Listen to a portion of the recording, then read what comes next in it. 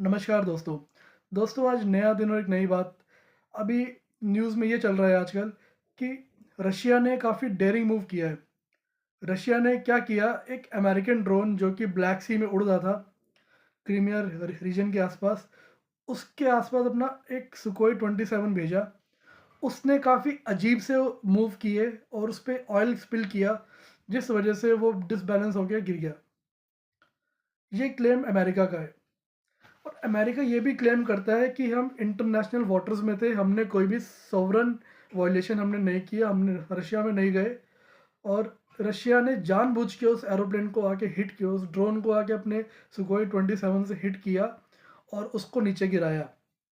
अब रशिया इस क्लेम्स को हमको फॉल्सिफाई करता है। वो ये कहता है कि अमेरिका जो है क्रीमिया रीजन के ऊपर अपना ड्रोन उड़ा रहा था, और ये ऐसा करता भी रहा है क्योंकि रशिया ने यूक्रेन पे कई कई बार वहाँ से बम्बार्डमेंट करी है क्रीमिया रीजन से। और यूएस से हमेशा उस पर रिकॉनिसेंस करता है और आगे यूक्रेनियन आर्मी को इन्फॉर्म करता है कि रशिया कुछ बड़ा प्लान कर रहा है, आप वहाँ से पीछे हो जाइए। तो रशिया ने अपने आप को ऐसे क्या क्या डिफेंड किया है कि ये उनकी सोवरेनिटी पे अटैक था, इसलिए सुकोई सिर्फ उसके आसपास उड़ रहा था और वो जो एरोप्लेन है, जो इनका ड्रोन है, अनमैन्ड एरियल व्हीकल, ये अपने आप नीचे गिर गया। अब दोस्तों बात क्या हो रही है ना कहीं जो रशिया ये भी कह रहा है कि यूएसए ने हमारी सोवरेनिटी को वॉयलेट किया है।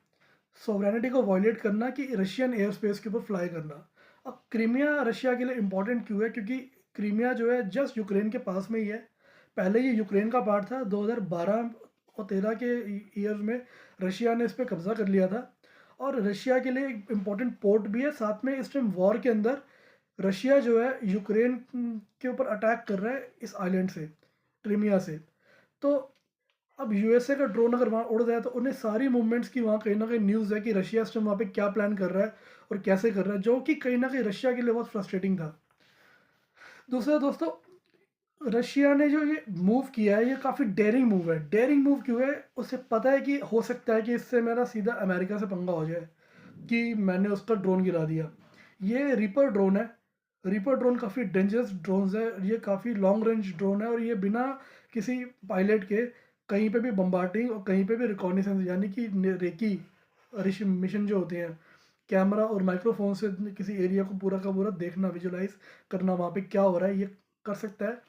तो रशिया का जो मॉस्कोवा भी ब्लैक सी के आसपास ही डूबा था, उसमें भी कहीं ना कहीं यूएसए की इंटेलिजेंस थी जो कि यूक्रेन को मिली थी, जिस वजह से यूक्रेन ने अपनी मिसाइल्स के थ्रू उसे गिरा दिया, मॉस्कोवा को डुबा दिया। ये काफ़ी बड़ी मोरल हार थी रशिया के लिए।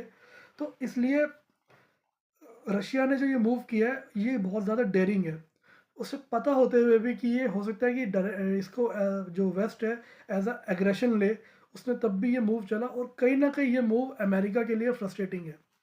अमेरिका के लिए फ्रस्ट्रेटिंग क्यों है, एक तो अब उसे लग रहा है कि डायरेक्ट रशिया उसको डायरेक्टली यहाँ हिट कर रहा है और अमेरिका कुछ कर नहीं पा रहा। दूसरा, इस वॉर को 1 साल से ऊपर का टाइम हो गया है। ये पिछले साल 2022 के अंदर ये वॉर शुरू हुई थी, फरवरी मिड के अंदर। और अभी ये 2023 का मार्च अभी चल रहा है और 1 साल से ऊपर हो गया।